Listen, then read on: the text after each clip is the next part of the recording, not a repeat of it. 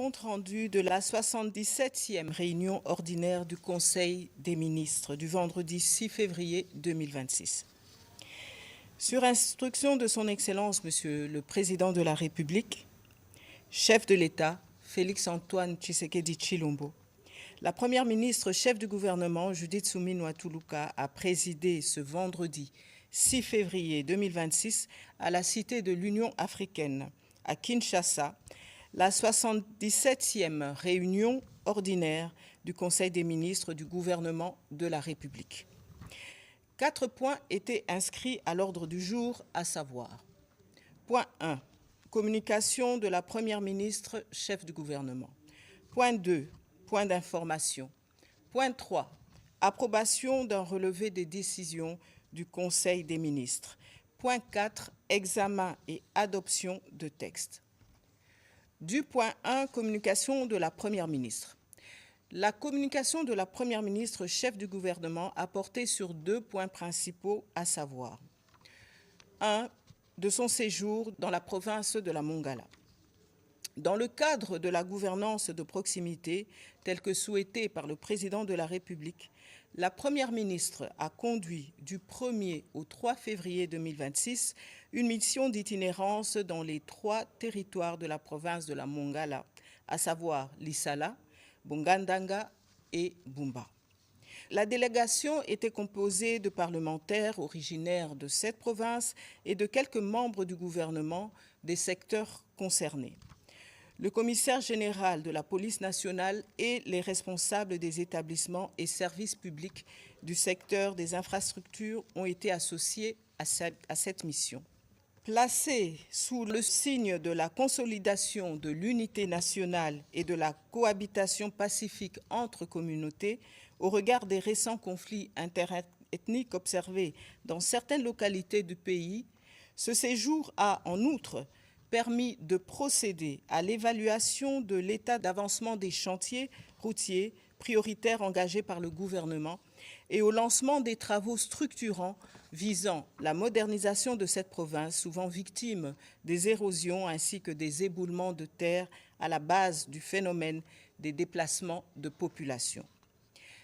Par ailleurs, la Première ministre a rappelé que la Mongala fait partie du couloir vert Kivu-Kinshasa avec un important potentiel en termes de biodiversité et devrait générer des ressources substantielles au pays et à sa population grâce notamment à ses puits de carbone. Parmi les projets visant le désenclavement de la province, elle a évoqué la modernisation de la route nationale numéro 6 qui relie la province de la Mongala à celle du Sud-Obangi, jusqu'à la République centrafricaine et vers la partie orientale en traversant le Baouélé, précisant qu'il s'agit également d'une route transafricaine qui permet de traverser l'Afrique du nord au sud. L'évaluation du programme de développement local des 145 territoires dans sa première phase a constitué un autre point d'attention. Afin d'augmenter le taux d'exécution global, l'agence d'exécution concernée, le PNUD, s'est engagée à accélérer les travaux. À cet effet, la Première ministre a demandé au ministre des Infrastructures et Travaux publics d'en faire un suivi efficace. Du point 2, du rappel des assignations liées à l'amélioration du climat des affaires. Dans le prolongement des orientations rappelées lors de la réunion du Conseil des ministres du 26 décembre 2025, la Première ministre a insisté sur les principes de cohérence, d'efficacité et d'impact de l'action gouvernementale, ainsi que sur la nécessité pour chaque ministère de s'inscrire pleinement dans les priorités du programme d'action du gouvernement 2024-2028 et des programmes structurants en cours. À cet égard, elle a tenu à rappeler que les assignations relatives à l'amélioration du climat des affaires constituent un axe transversal et prioritaire de l'action gouvernementale. Ces assignations, a-t-elle martelé, ne relèvent pas d'un secteur isolé, mais engagent l'ensemble des ministères concernés par les réformes économiques, fiscales administratives et réglementaires. L'amélioration du climat des affaires demeure donc un levier essentiel pour soutenir la croissance, mobiliser les investissements, renforcer la création d'emplois et consolider les recettes publiques. Car elle participe directement aux objectifs du programme d'action du gouvernement ainsi qu'aux engagements pris avec les partenaires internationaux.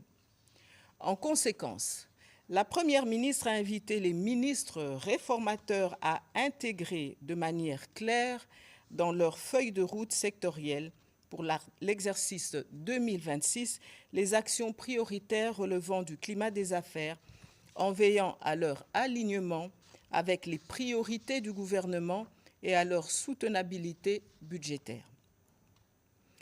À cet effet, le ministre d'État, ministre du Plan, en collaboration avec le vice-premier ministre, ministre du Budget et au ministre des Finances, ont été chargés de veiller à la prise en compte effective de ces assignations dans les feuilles de route sectorielles, dans les plans de financement indicatifs et dans les arbitrages budgétaires conformément aux orientations du gouvernement.